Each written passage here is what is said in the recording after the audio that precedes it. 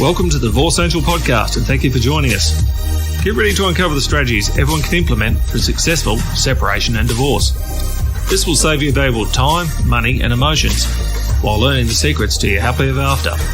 And now your host, my wife, Tanya Somerton. Hello, and welcome back to the Divorce Angel podcast. My name's Tanya Somerton, and I'm the Divorce Angel. Thank you so much for joining me again today. And I thought for this episode, given that it is my 20th, who would have thought already 20 episodes, wow, that I would tell you about a book that was life-changing for me. I read a lot of books, and when I think about it, years ago, I used to read a lot of love stories and novels, thinking that they were entertaining me. Today, I find myself just reading a lot of educational books and books that really are going to hopefully change my life for the better. And I love learning lessons from other people and trying to implement some of the things that they've done to save me time. And one of those books I came across must have been probably about 5 years ago now. I read this book and I remember just captivated by the very first chapter, actually by the words in some of the first two paragraphs that I read. And I thought, my God, this guy thinks of life completely differently. Now, at the time, I'd left my husband. I was living in my rental property, trying to get my life sorted out. And I'll just say it, I was trying to get my shit together. I knew that I had to come up with something, and I needed to find a way to make my life inspiring, give myself a purpose. And I really wanted to leave a legacy overall for my children. It was something that was really important to me. I didn't want my kids to think just because life got hard that we just rolled up in a corner and that was it. You know, we just waited until the end of our days and we got bitter and twisted, and I didn't want to be that person. I wanted to go, okay, this is where I found myself, and now I need to change this all around. I need to turn my negative into a positive, or, I don't want to be a victim. I want to be a victor. I don't want to blame my ex-husband or blame anyone for the position that I found myself in. I wanted to use everything that had happened as a stepping stone to something else. But I really struggled to find what that was.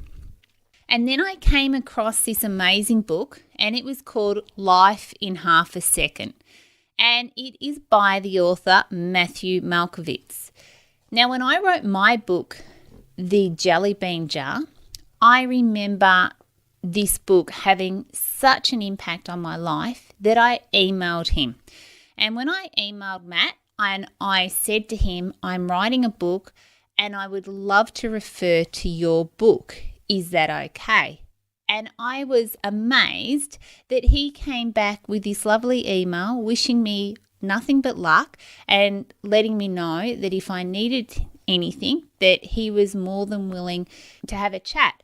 The other thing that was quite interesting is when I read the book, I actually thought that he was from America because he's traveled all over the world for his young age. At the time he wrote the book, I think he was only 37, but he'd done so much with his life. And I actually thought he was, from America or the UK or something. And it turned out that his office was in St Kilda Road in Melbourne. And as a lot of you listeners know, I live in Melbourne, Australia as well. So it was just uncanny that we were from the same state. So I thought what I'd do is I'd give you an idea of what this book is about. And he talks about, if you look at how long the earth has been around, being some 4.5 billion years, then we as a human species have only emerged some 200 years ago. And the oldest known fossil of modern humans is only 160 years old. So if you look at that as an equation, it means that human beings have only been on Earth for 0.0044% of all of that time. That's amazing. But what Matt does is he simplifies that even further. And he says, if you put it in another way, if you look at and you assume that our planet was only 1 year old, it meant that modern humans had only been around for what seemed to be about 23 minutes. Or measured on the same scale, if our planet was a year old, then your entire life would amount to half a second.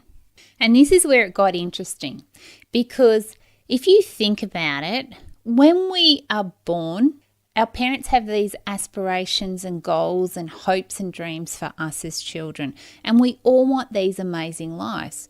We dream of achieving greatness in our life. But unfortunately, as we get older and once we finish school, especially when we become adults, paying bills and just getting a university degree, going to work, paying taxes, finding someone and getting married, we get into what becomes everyday just chores, I suppose, and we get disillusioned and we become unhappy. And it's a problem in society, and especially in what we're talking about, when you're going through a separation and a relationship breakdown, it just adds to our unhappiness. And when you look at the time that we have on this earth, we don't have time to be unhappy. We don't have time to spend years and years waiting for something to improve or getting better. We don't have time to be with someone that doesn't want to be with us or doesn't treat us right or doesn't love us. We have to put steps in place to address that. As we also get older, I don't know if you've noticed it, but I certainly have, the years just seem to disappear even quicker. When we were younger and we were at school, a term seemed to last forever.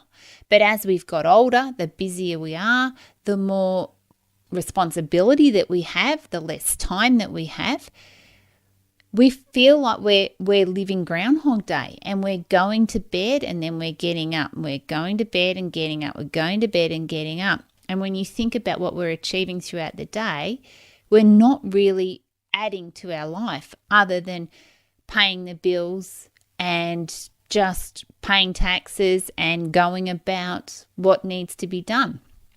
And that wasn't what our parents dreamed for us when we were born. So what Matthew's book is all about is this becomes the tragedy of life. This becomes sad that we just seem to be able to waste all this time and we don't realize it when we're living it. And he's saying that what happens is we realize it when it's too late. After he traveled all around the globe and tried to tick off a lot of what was on his bucket list, he became obsessed with one single question. And that question was, what would you do if you only had 1 year to live? What would you do? So I suppose I'd like you to think about that as well. If you only had 1 year to live right now, how would you act differently? What would you do to improve your life? Or is there something special that you would tackle? Is there something you would say to someone that you haven't said? Is there something that you would, without a shadow of a doubt, do because it's so important to you? What is it that would make you feel fulfilled when you were laying on your deathbed? And so this question obviously became something that was really, really important to him. And the world today is full of unhappiness, but what do we do to address it? He then takes it a step further, and it's at this point that I am completely hooked, because if you think about how he said we are living our life in half a second when you look at how long the Earth's been spinning around in orbit, if you look at in, say, countries like America and Australia and Japan and France, the average age of a person living there is 80 years old. So you need to use in your country what the average living age is for whether you're a female or a male. But here in Australia, so we're assuming 80 years old is the expected age that I will live to, being a female, given the medicine that I have available to me and the health that the average female has. Right. So when I wrote my book, I was 47 years old. So what I need to do is take 80 years and take away 47 years old.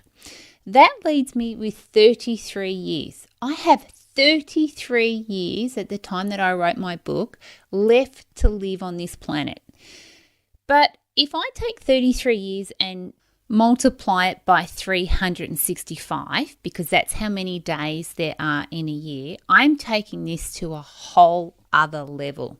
So all of a sudden, I'm getting how many days left on average that I may have to live. And can you imagine what that does every morning when I get up? So I all of a sudden have got 12,045 days left. Now that was when I wrote my book. It's been 3 years now. So I've lived 1,095 days since I wrote my book, which means now I only have, on average, maybe 11,000 days left to live my life. So what does that mean for me? And what does that mean with how I now think? So it's had a massive bearing, because before I would get up and always think there's another day. I've got another day to do something with my life. I've got a day to lay around on the couch. I've got a day to feel sorry for myself. I've got a day up my sleeve to do whatever it is that I want to do. I've got a day to waste. But what it's done is it's made me look at life completely differently. Every day I get up, I've got one less day to live. Now, let's be honest, I could get hit by a bus tomorrow. Touch wood that doesn't happen, but I could. But if we're using this just as an example of how I might live my life, it means that when I get up tomorrow morning, I've got one less day. I've lived today, hopefully, to my fullest. And everything I've done has added value to my life or someone else's life. And now when I'm feeling sad or I'm struggling, or don't get me wrong, I still have those days where I just want to lay around on the couch, but I've earned those days and I take them into consideration, because you still have to look after yourself. But what I suppose I'm saying is I'm not wasting time feeling sorry. I'm not wasting time going, is this the right decision for me? Or can I sit there and dwell on something when it's really adding no value to my life? So it's those sorts of things that have changed for me. So before, where I might have thought, I'll get back to you, or I'll think about it, I'll make a yes or no answer right there, right then. Because why spend time worrying about something that's not going to get me anywhere? So let's just answer it and move on. I'm also not going to spend my time with people that don't add value to my life. So I suppose when I was younger, I would spend time with people that really we didn't have aligned values with, or we didn't have things in common, only because I was being polite. And you'll often hear me say, you are the sum of the 5 people you spend the most time with. And I'll be honest, I probably spent time with people that really did not have the same outlooks in life that I did. We had different direction. But today, I spend time with the people that are going to add value to my life, the people that I truly want to spend and live my life with, people that I love and cherish, people that are going to help me help other people, people that want to listen to what I have to say because it adds value to them. And it also helps me with my clients, because if I'm working with someone and I can see right from the start that they don't want to take any responsibility for what's happened in their life, whether that be from their relationship breakdown or it could be a financial issue, if you don't want to address what's wrong, then how can you fix it? We all have to be able to, at some stage, put our hand up and go, I made a mistake. This is an issue for me and I need to address it. And that's what I love so much about the possibility of divorce. Now, that might sound really stupid, But just because we are separating or going through a divorce does not mean that we aren't as worthy as someone else. I lived with this guilt for quite a bit of time. I felt like a failure. I felt like I wasn't whole because I'd got divorced. What I've realized is that's not true. That is so not true. What happens after you get divorced is you have the ability to reinvent yourself. You have the ability to go out and do something completely different. You have the ability to make completely different decisions that can head you in a different direction. And with the help of this book, I was able to realize that I had time, but I had to use that time wisely.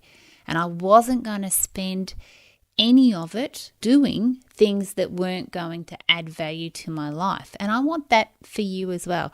So if you are at the stage that you're either with someone and you're not sure whether you should leave or not, you need to consider reading this book and ask yourself, can I waste any more time in a relationship that's not going anywhere, or in a relationship with a person that's not going to change?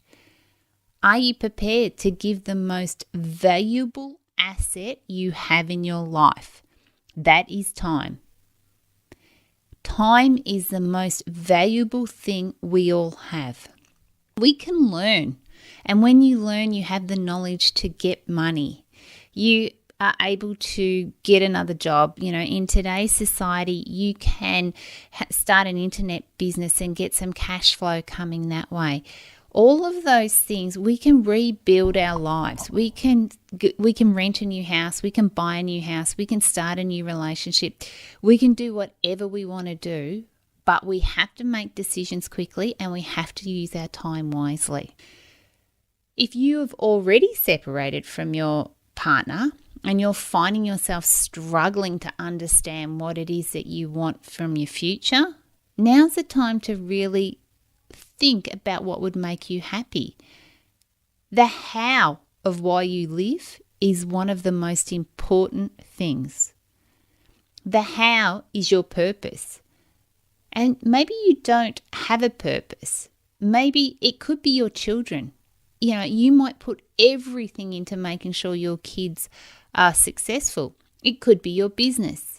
It could be your family. It could be whatever it is that makes you happy. I've had clients that have been surfing. They just want to travel the world and surf the biggest waves. That's their purpose. Whatever it is that's your purpose, you need to figure out a way to make sure that when you are lying on your deathbed, that everything that you wanted to achieve was done. Don't waste one more second doing something that you don't want to do. What I'd like to do in closing this podcast is just read something from Matthew's book. And it goes like this. I don't know who you are, where you live, or anything about your values or background. But I do know one thing. You've only got half a second. And you might be content to use that half a second waiting and deferring, never quite knowing why or what for. But not me. I want to close my eyes and know I've made the most of my life, knowing I never waited and I never deferred. If I had more time, I would have done more. But with the time I had, I did all I could. That's why I'm in a hurry. That's why I don't have a moment to lose. There's a countdown on my life. And guess what? There's a countdown on yours as well. So that's in one of Matt's chapters. And I suppose that's what I want you to think about. If you are not happy, you need to do something about it and make your life exceptional. This has been one of my favourite all-time books, and I will in the show notes put a link to where you can get it on Amazon, because it is a great read and it's a book that I go back to time and time again. It's added so much value to my life, and it helps me think when things aren't going right, what I should be doing, and I get a little bit of clarity about it. But I hope that it also, if you do read it, it adds value to you. But if you don't read it, hopefully you've learned enough from this podcast to understand that time is valuable and you can't waste it doing something that you do not want to do. So that's it for this week. Thank you for listening, and I look forward to having a chat to you again next week. Bye for now. Welcome to the Divorce Angel podcast, and thank you for joining us. Get ready to uncover the strategies everyone can implement for a successful separation and divorce. This will save you valuable time, money and emotions while learning the secrets to your happily ever after. And now your host, my wife, Tanya Summerton.